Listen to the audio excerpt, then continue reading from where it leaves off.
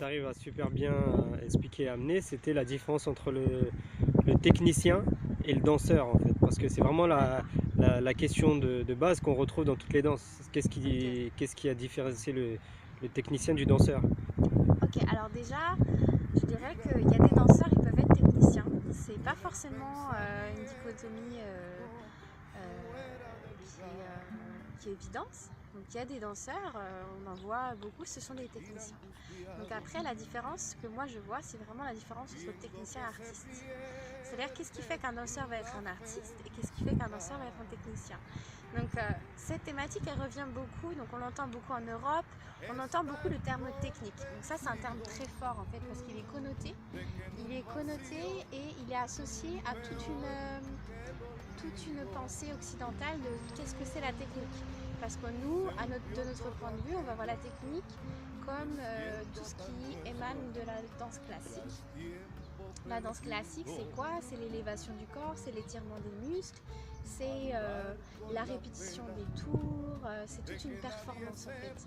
Donc ce sont des techniques de corps qui sont vraiment centrées sur la danse classique. C'est ça qu'on voit dans la technique en fait. En général, quand on parle technique, on parle de ça. Sauf que technique, si on observe le terme de manière objective et de manière neutre, ça ne veut pas dire la technique des danses classiques. Donc là, c'est encore toute une terminologie à définir en fait. Et quand on parle d'art, on parle... donc un artiste, c'est quoi pour moi? C'est un artiste qui se sert de sa technique. Donc qui ne se sert pas de la technique, il se sert de sa technique. C'est-à-dire tous les gestes qu'il aura appris, qu'il aura pu incorporer dans sa danse. Et comment cette capacité à se mouvoir en cohérence avec la musique, il va pouvoir la mettre à profit dans son art, en fait, dans sa production artistique. Donc la manifestation artistique, c'est quand vraiment quelqu'un va exprimer quelque chose qu'il ressent. C'est-à-dire que là, on fait appel au sens. On ne fait pas juste appel au cerveau, au mental, à la connaissance. On fait appel au ressenti, au cœur, au sens, à l'expression.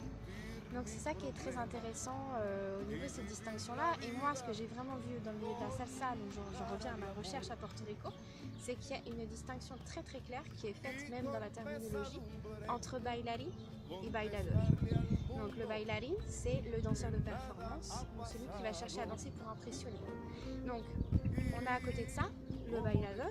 Le bailador, c'est la personne qui va danser avec le cœur, qui va essayer d'exprimer la musique, qui va essayer de rentrer vraiment en échange avec son partenaire de danse.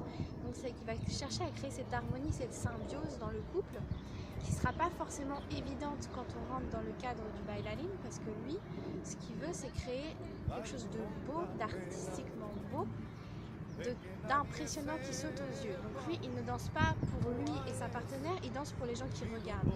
Donc c'est là qu'on voit en fait ces distinctions-là, ça fait penser à la distinction entre être et faire en fait. C'est-à-dire que les gens qui dansent le bailador, il échange.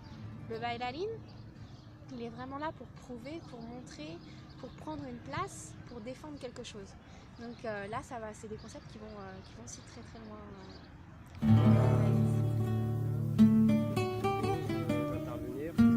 Alors ce que moi je propose aujourd'hui, donc là j'ai écrit un ouvrage sur le sujet. Donc j'invite tout le monde à le lire s'il est intéressé par la problématique que je développe. Ensuite, moi, vraiment, mon projet par rapport à ce travail-là, c'est de l'ouvrir à d'autres espaces. L'ouvrir à d'autres espaces, ça veut aussi dire que moi, je me positionne en tant que chercheuse, mais aussi en tant que personne qui cherche à comprendre et qui cherche à ouvrir la réflexion. C'est-à-dire que moi, j'ai des données, j'ai des connaissances sur le sujet, mais elles sont limitées. Et j'ai vraiment envie d'en savoir plus. Et du coup, je pense que le fait de donner des conférences et d'ouvrir ce sujet à d'autres espaces, ça va vraiment permettre de développer toute une réflexion autour du phénomène de danse, en fait. Parce que la danse, on la comprend tous, parce qu'on la vit, on l'exprime, on l'interprète.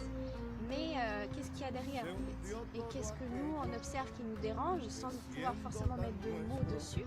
et comment est-ce que cette thématique-là, elle peut permettre à des danseurs venus d'horizons totalement différents d'échanger et de mettre des mots sur ce qui se passe dans leur espace. Es mi dolor